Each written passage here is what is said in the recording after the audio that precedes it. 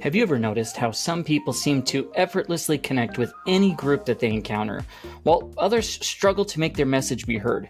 What if I told you that the difference isn't about changing who you are, but learning to translate your authentic gifts and superpowers for different audiences? Could you imagine the ripple effect that you could create if you knew exactly how to share your superpowers with any group that needs them? If so, please stick around and check out this video. My name is Jake Talbert. I'm the founder and author of the GIVER method. And today what we're going to be diving into is something that can transform your ability to make an impact. And it's about how you tailor your unique gifts and superpowers for different audiences. Now, before we dive into that, if you're new here, of course, welcome, but go ahead and hit that subscribe button, ring the bell for notifications, like the video, comment your thoughts along the way. Of course, you can always, after you watch the video, check us out at thegivermethod.com or on Facebook, TikTok, Instagram, or LinkedIn. We don't want you to miss out on any of the content or value that we provide to people about helping you to unlock your potential and become a true giver. Now, if you are new, just real quick, you could go all sorts of places on the channel and find all sorts of videos where we break down what the GIVER method is all about. But as a quick idea, it's a framework for personal growth and impact that focuses on discovering and developing your unique gifts and superpowers and using them to create value for others in order to build more meaningful relationships and make a greater impact. So we're going to run through these different principles, ideas, things that you could go do. And typically what happens is I cover the principles. Sometimes I share a story, but after each one, I have an action item for you. Now, what's great is if you grab a piece of paper or open up a note and just start jotting down your thoughts about those action items, because it is not about what happens here in the video. It's about the action you take and the steps that you take moving forward and how you actually begin to progress forward down this path. So I highly recommend grab a piece of paper, open up a note as we run through these different principles. All right, so let's dive in. So the first one is about gaining a deep understanding of your audience. Now, the foundation of tailoring your gift starts with truly understanding your audience. It goes beyond the surface level research that you may have. It involves immersing yourself in their world and grasping their challenges, their aspirations, or their values.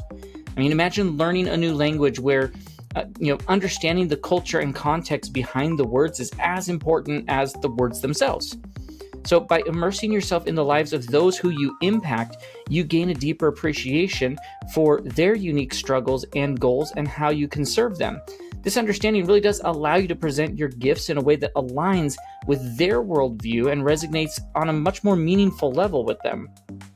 When you really invest the time to learn about your audience, you're going to gain insights that transform your approach, whether it's through conversations, observations, or participation in their activities. You're going to aim to see the world through their eyes. And this sort of authentic perspective is going to help you build that bridge between your superpowers and their needs, making your influence not just relevant, but truly impactful. And so what you want to do here, an action item would be to choose a group that maybe you want to serve and spend a week observing and asking questions about their biggest challenges and dreams, and then create some sort of a detailed, audience map. Maybe an insight map that is documenting what their needs are, their fears, their aspirations, their goals. What do they like? What do they dislike? All sorts of things like that, and use that as a way to then cater or use your gifts and superpowers in different ways. Now, the second principle is all about authentic adaptation of it. So your gifts, they're like a light that they can shine in different colors without really losing the strength or essence that they have. So authentic adaptation means finding ways to adjust your approach so that your gifts align with the specific needs or preferences of different groups while really staying true to who you are. So it's not about pretending to be someone else. It's about, or putting on a mask or whatever that may be. It's about discovering how to express your strengths in ways that just naturally resonate with the people that you want to engage with. So think of it like tuning in a radio dial. A lot of people, you just type in a number, or back in the day we actually had to tune it in. Your message and impact can remain constant, but you adjust the frequency to match the audience's preferred channel. By adapting your authentic, by being adaptable yet authentic, you maintain your integrity while meeting others where they are. So whether you're communicating with children or professionals or community leaders, spiritual nature, the essence of your message remains, but the delivery is shaped to be the most effective for your audience. I see this happen all the time as I go through my different roles of running a company and being an author and being a husband and a father and a church leader. And I mean, there's all sorts of ways that I have to adapt what my gifts and superpowers are to meet their needs, but I need to stay authentic and true to who it is that I am. So the action item here is going to be to take your strongest superpower and write down maybe 5 different ways you could express it, ranging from maybe highly professional to casual to how you deal if you're working with someone who's really creative. And then practice delivering the same value in these different styles and see how how that outcome comes from that. So principle 3 is about building trust bridges. Trust looks different in every context, but it's always the foundation of sharing your gifts and superpowers effectively. So building these trust bridges involves understanding how different groups establish trust and how you can authentically connect with them. For some, trust is being built through credibility and expertise. They need to see your qualifications or your track record. Others respond more to vulnerability and openness, wanting to connect with the person behind the expertise. Some groups may require consistent presence and follow through over time in order to build trust as an ongoing thing. Your job is to recognize these patterns and adapt your approach accordingly. It's about really understanding what signals trust to your audience and ensures they align with that you align your signals while remaining genuine. Whether it's sharing a personal story, demonstrating, reliability over time, offering some sort of practical support, finding the right way to build trust allows your superpower to have deeper and more lasting impact. And so the action item here is going to be, I want you to go ahead and create some sort of a trust building plan or blueprint for your next interaction with a group. Include specific actions that you'll take within the first maybe 30, 60, 90 days to establish credibility in ways that resonate with them. Now, if it's some groups, you may even be able to speed that up and do it in a day, 3 days, 5 days. Just make sure that you have a plan of how you're going to approach that and that it aligns with the needs of that group. So principle number 4 is about value, translating your value in different scenarios. So value means different things to different groups. What one audience might find valuable, another might overlook or dismiss. The art of value translation is about becoming fluent in expressing your gifts and superpowers in ways that you can connect with a specific type of value that each group is looking for, that they seek.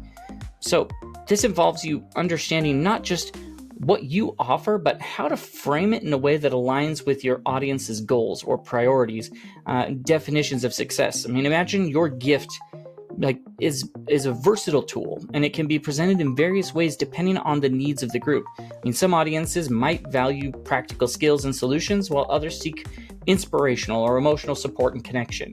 Your task is really to identify what these preferences are and adjust how you present your gifts.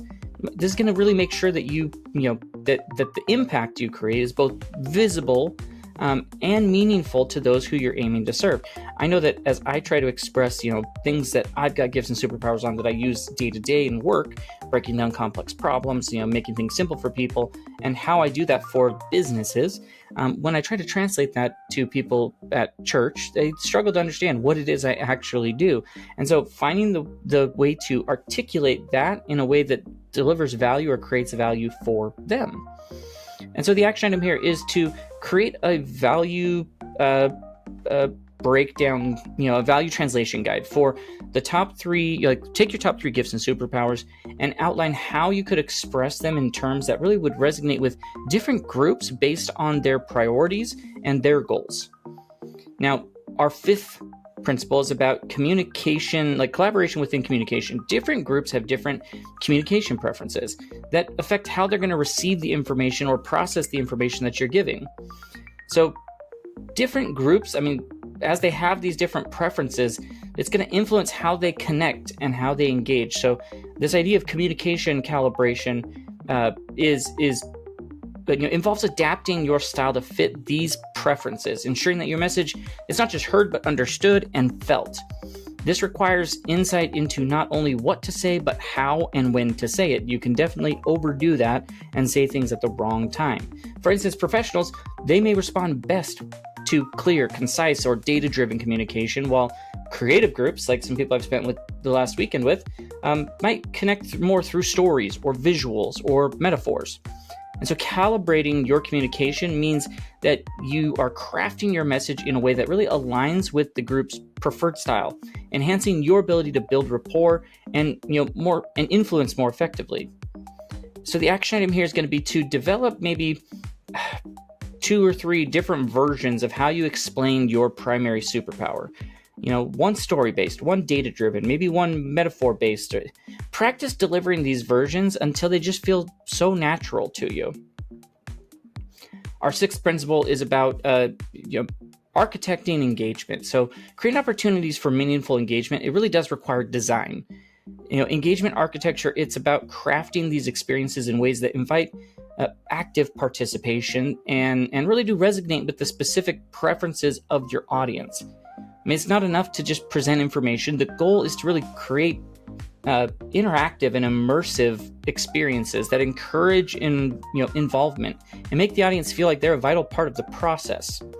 Each group has its own way of connecting. Some may thrive on really structured workshops, others informal discussions, and some through hands-on activities. Your role is to really design these engagements thoughtfully, ensuring that they not only are informative but also energizing and relevant. Now, this approach, it really does foster a sense of collaboration and investment, making your influence and impact more sustainable and more meaningful. I have the pleasure, the blessing, the whatever of being a part of a mastermind group, and as I attend these, the events that they have, it is all about this idea of engagement and how they involve everybody, and it's so well thought out.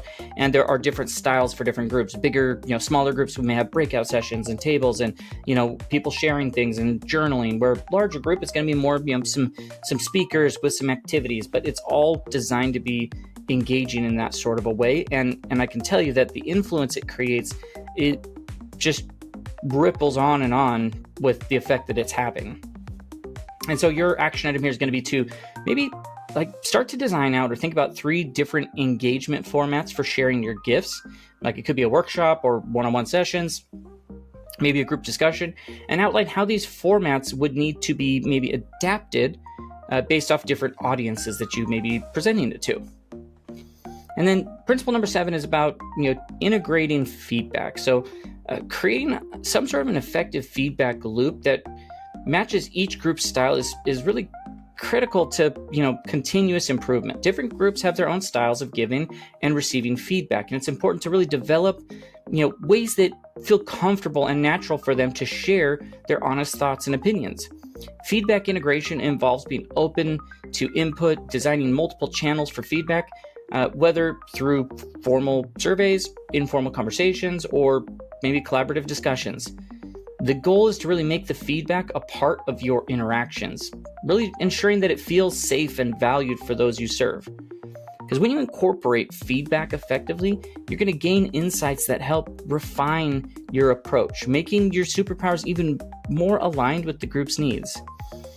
It's about treating feedback as a collaborative tool for growth rather than a one-time assessment, or even an attack in some cases that people might think, and using it to continually enhance the impact of your gifts.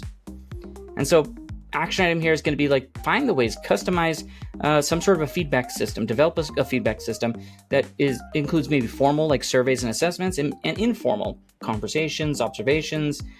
Include both types of methods. Create some sort of a schedule where you're regularly collecting and acting on the feedback that you receive. Now, as you go through these principles, there are some common challenges that you face, and I want to cover some of those and maybe an idea or a solution that you could do. So one of them is a fear of loss of your authenticity. Now, people are going to worry about losing themselves while adapting to different groups. So the solution is going to be define your non-negotiable core values and adapt only your delivery method. There could be a feeling of challenge of feeling a cultural misalignment, difficulty bridging significant cultural gaps. So start with curiosity and humility. Seek to learn before you share. You may encounter resistance to change and groups that are just really stuck in their ways. And so with that, focus on building trust first and then gradually introducing new perspectives. These people will struggle because they struggle to measure their impact. And I did a video yesterday on that. You can go check it out on the channel. But they have difficulty tracking success across different groups. So cool, then create some sort of custom success metric for each audience. How can you identify those ways? Go check out the other video. I give all sorts of ideas on that one. There's this idea of overwhelm, trying to adapt to too many groups at once. So start simple. Start with one audience, master that approach, and then expand. Because tailoring your superpowers isn't about changing who you are. It's about becoming fluent in different languages of impact. So start with one group, understand them deeply, and adjust your approach while staying true to your gifts. And remember that every adjustment you make in how you share your gifts opens up new possibilities and opportunities for your impact. Your superpowers are needed by so many different groups, and that your gifts and superpowers are so unique because you're the only person who's gone through all of those same experiences to get to where you're at. So learning to adapt these, in ways that makes you more, learning to adapt them is going to make you more of an effective giver. And so if you wanted to dive deeper into that concept of, how to share your gifts, how to find and develop your gifts, how to share with different audiences, or make a greater impact, then I encourage you to go to thegivermethod.com, sign up for our newsletter. We like to give out all sorts of exclusive tips on how to develop and create, develop your superpowers, find the right people to give it to, delivering value, and these engagements that you may have with different groups, how to adapt them based off of who they are. And, if this video resonates with you, give it a thumbs up, share it with someone who may need help reaching new audiences with their gifts or trying to work on themselves in who they want to be. I really want to spread this message of the Giver Method and create a world where everyone can share their gifts as effectively as possible, no matter what group it is that they're giving it to. So until next time, please keep growing, keep giving, and remember that your superpowers can serve any audience when you just learn to speak the language of impact. So do that. Use your gifts and superpowers wisely, believe in yourself, and go out there and become who it is that you're meant to be. Until next time, have a great rest of your day.